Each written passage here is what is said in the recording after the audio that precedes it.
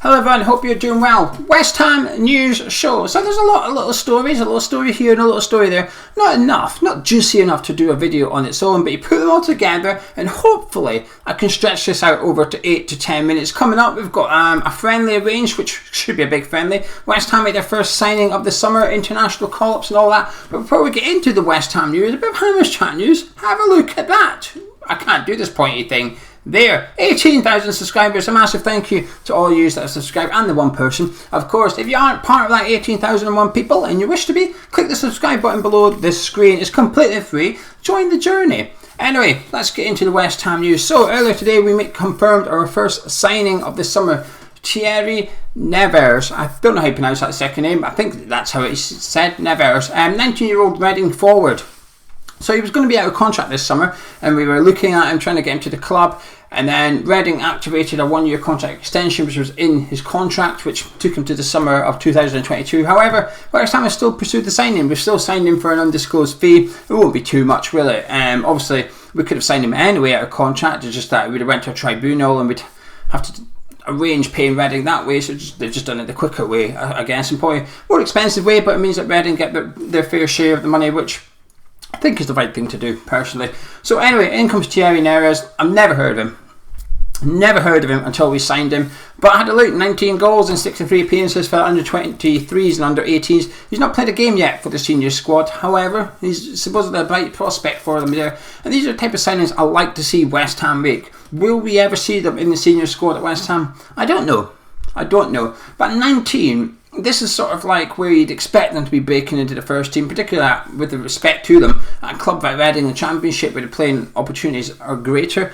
Obviously, he'll be looking at me, Paul Debecco, thinking, well, if he's not getting in, will I get in? But he's come to West Ham anyway on a 3-year deal as well. It's quite a big commitment by the club. Often when we sign youngsters, occasionally it can be like a 2-year contract with, you know, the extensions in there in case they do work out, and he's got that as well. He's got a 1-year contract extension in there if the club wish to activate it, but at the minimum it's a 3-year contract, so I think that's quite a big show of faith in the youngster coming to West Ham. Obviously with the Europa League, a lot of people will be wondering if he's good enough to get into the squad. Will he get opportunities there? I don't know, it remains to be seen, but what I do think is the League Cup this year, next season, will present opportunities for players like me, Paul Debecco, and perhaps Thierry as well, because I'm not so sure how serious we'll take it with the Europa League going on, because the League Cup falls in when we're starting to play the group stage games. Every cup's obviously January onwards, so you might be out of European football by then. Touch wood, we won't be and stuff. But the League Cup may be where we see this guy make his debut. And, you know, Frederick Alves was signed in January, yet to see him as well. But again, opportunities may be there next season for him. But there we go. There's our first signing of the summer, probably for the under-23s. Like I said, this type of signing I like to see us make. If it doesn't work out, you can still get a little bit of money for them probably, and it's worth the risk because the fee we'll pay. I'd be surprised if it's anything over £1 million. I'd imagine it'll be $500,000 or something. Just complete guesswork, that is. So anyway, Thierry, welcome to West Ham United. So the big family. The 24th of July, been rumoured for a while, but 24th of July, this Saturday, West Ham United will be travelling to Glasgow to take on Celtic. My hotel is booked already. I'm looking forward to it. This should be a good game. It should be an absolute cracker. And if there's one sort of positive to COVID, there's not that many, but there's a few.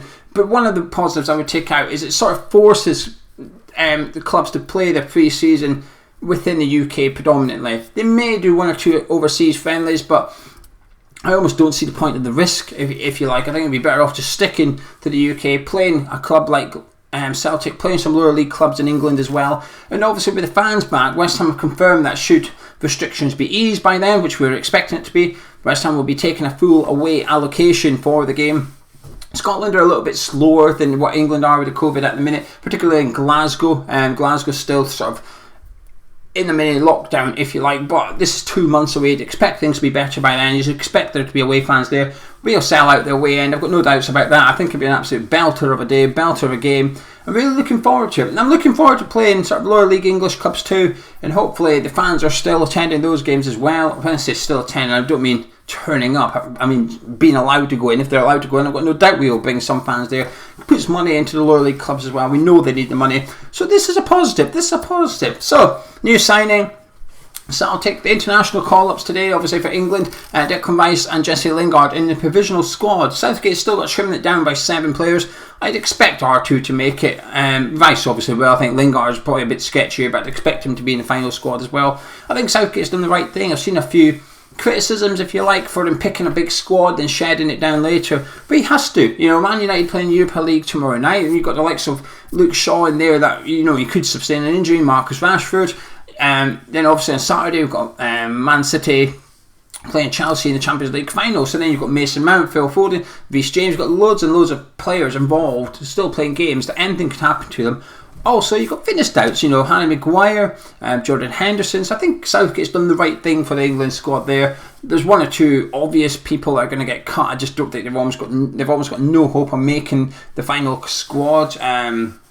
Ramsdale, Connor Cody, I'd be surprised if they made it, kind of thing. But you never know. Anyway, they're called up. Obviously, we've got plenty of other internationals as well. Dan Randolph's in the Ireland squad. Lucas Fabianski in the Poland squad. We've got our Czech mates, Souček and Soufal being called up too. Conor Coventry's in the Irish under-21 squad. So lots of call-ups for West Ham players going on ahead of the Euros. Anyway, not so much news. Did you see Pablo Fornals' interview? You can't help but fall in love with him. He was next to Declan. It was just after full time at the Southampton game. I saw a clip of it. Speaking of clips, there's a clip going around of our new signing Thierry Nevers. I think it's Never. It's spelt Never with an S. Nevers. Must just be pronounced that right. Nevers. Thierry Nevers. Anyway, there's a clip of him where someone plays a long 40-yard high ball over the top to him. He brings it down really well, goes past the player really well, and puts it in the back of the net. And happy days. But I'm still not basing my opinion off the back of a clip. But speaking of clips, the Fornals one, he was with Declan Rice, and he was speaking about the fans in European football, and he made a reference to the Bowling Ground. And I just thought that this was absolutely fantastic. Bearing in mind, Fornals joined a few years after leaving Upton Park. This is a guy that's come over, and you do get players like that sometimes. Even lesser to extent, Declan spoke about how he wasn't a West Ham fan growing up. He's been here for a long time now, and his nephew was rammed insisting that he FaceTimes Martin Noble. He wasn't eating his pizza until he FaceTimed Martin Noble, kind of thing. And Fornals was saying about how he just made a reference to the Bowl In. It was just such a casual reference to. He didn't make a big deal about it, but that is a big deal. The fact that he just knows about it. You can tell that this guy's come in and he's just bought into the football club, bought into West Ham. He's tried to learn a little bit, at least, the history of West Ham and what's going on, kind of thing.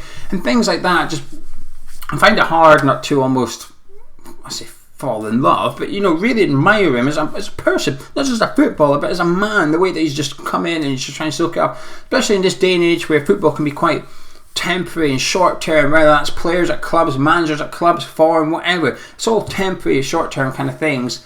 And for someone to come in and just really take to West Ham and buy into the sort of ethos of the fan base, if you like, I just thought it was worth mentioning. If you haven't seen it, go check out. I'd imagine the full videos on West Ham's YouTube channel or their website as well. If you haven't seen it, but it's just fantastic the way he just mentions the Bowling Ground.